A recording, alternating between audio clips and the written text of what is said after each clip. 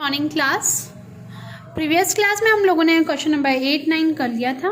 Okay, today I am going to start question number 10। Sanjay has the following transaction, prepare accounting equation. अब इसमें क्या करना है कि संजय की अकाउंटिंग इक्वेशन दी हुई है जिसको हमको प्रिपेयर करना है। First is business started with cash.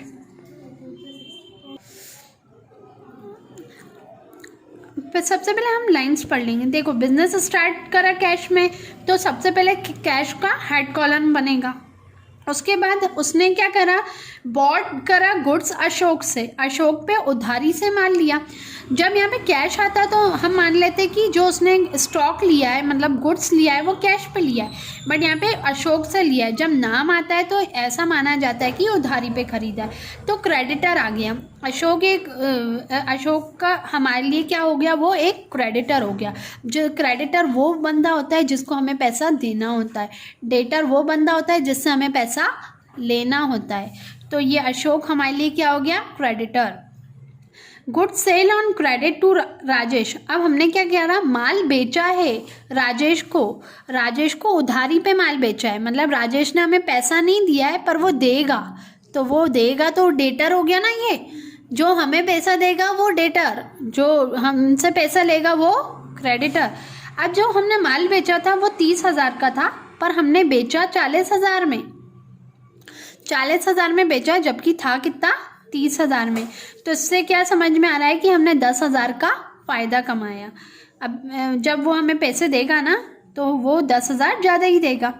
अब हमने यहाँ पे फर्नीचर खरीदा है कैश में, तो फर्नीचर खरीदा है तो फर्नीचर एक असेट होती है, उसका एक अलग हेड बनेगा, तो हम हेड बनाएंगे। अभी जैसे मैं बताऊंगी तो आपको समझ में आ जाएगा। Cash paid to Ashok. देखो यहाँ पे अशोक से माल खरीदा था ना, अब ये अशोक को ही माल, अशोक को 50,000 देने थे अपन को।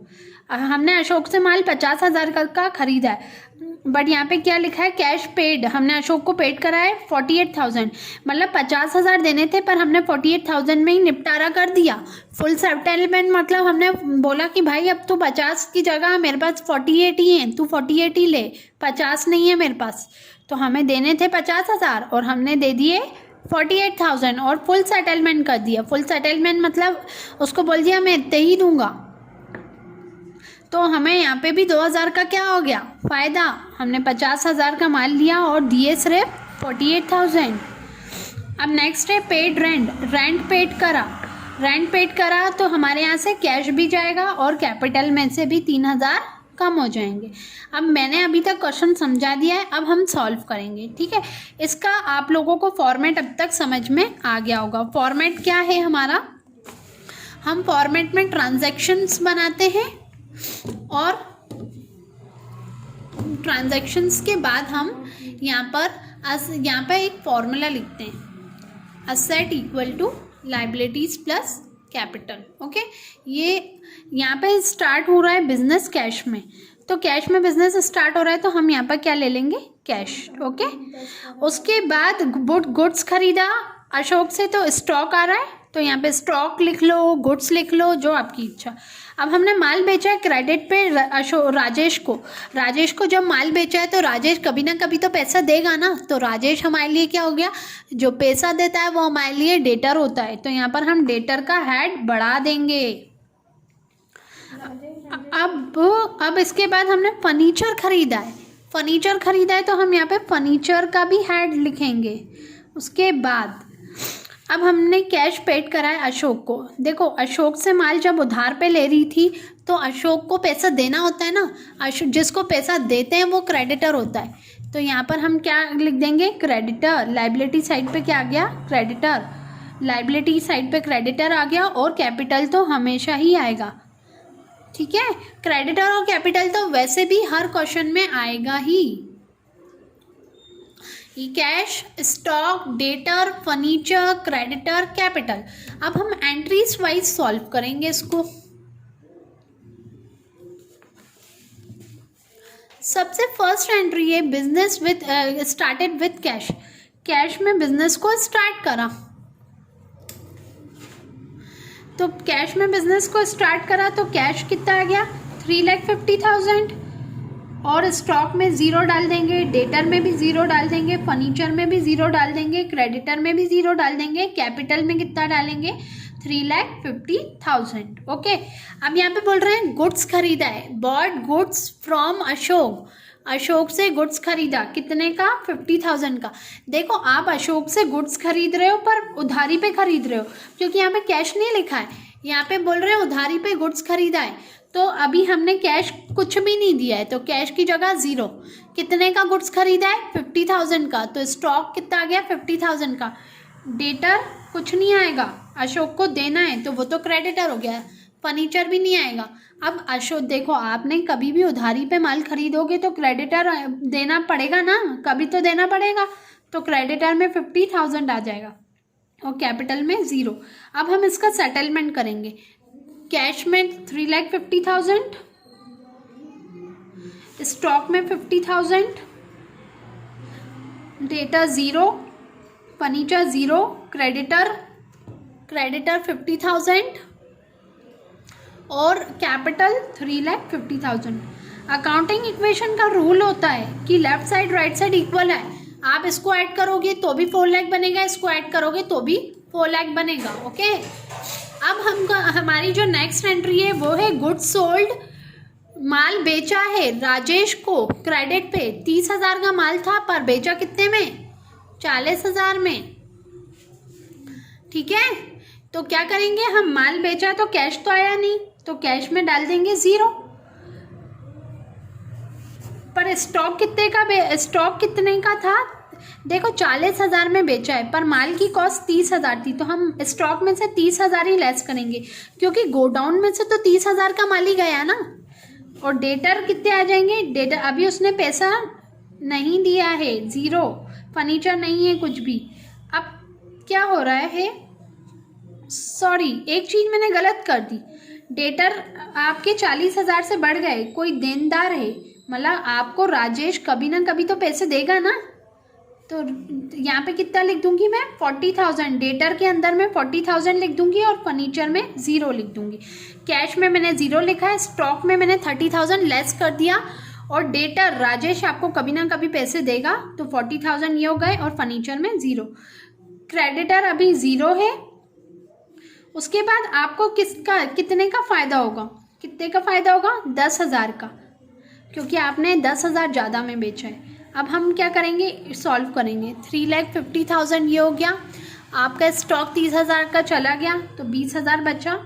कंफ्यूज मत होना, देखो स्टॉक की कॉस्ट 30,000 थी, बेचा 40,000 में था, वो तो हर दुकानदार करता है, आप जितने का खरीदोगे उतने का ही थोड़ी बेचोगे।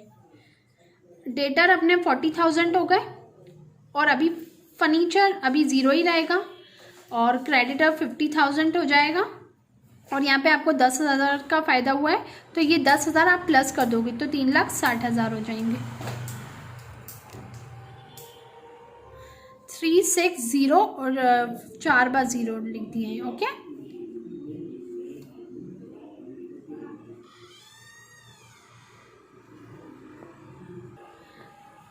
अब क्या खरीदा है, फर्नीचर खरीदा है, तो फर्नीचर खरीदा है कैश में। ओके, तो अब हम पहले देख लेते हैं कितने का खरीदा है। क्वेश्चन में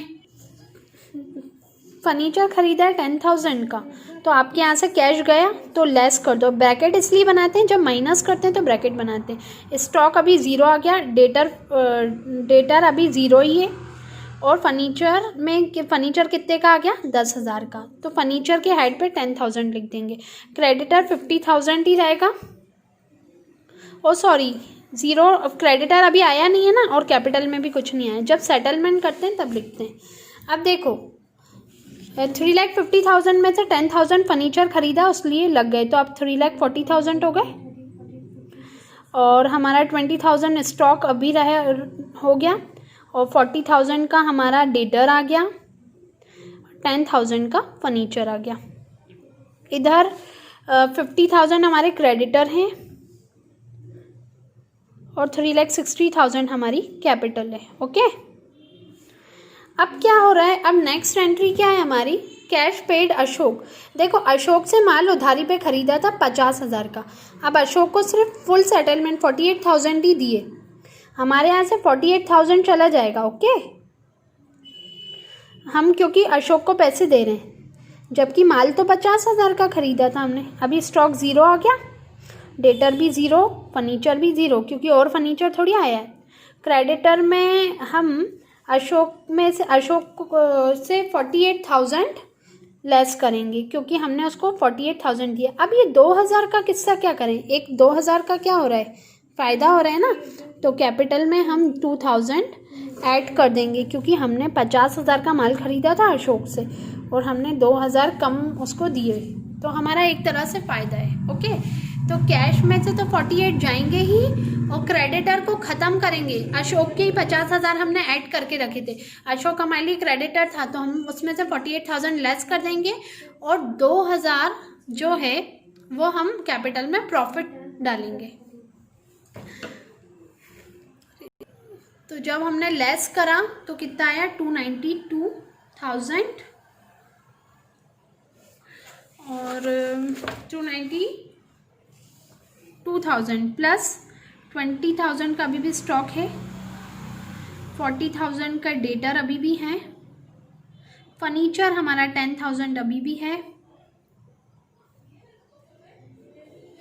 और 50 में से अभी हमने क्रेडिटर 48,000 दे दिए, तो कितने बचे।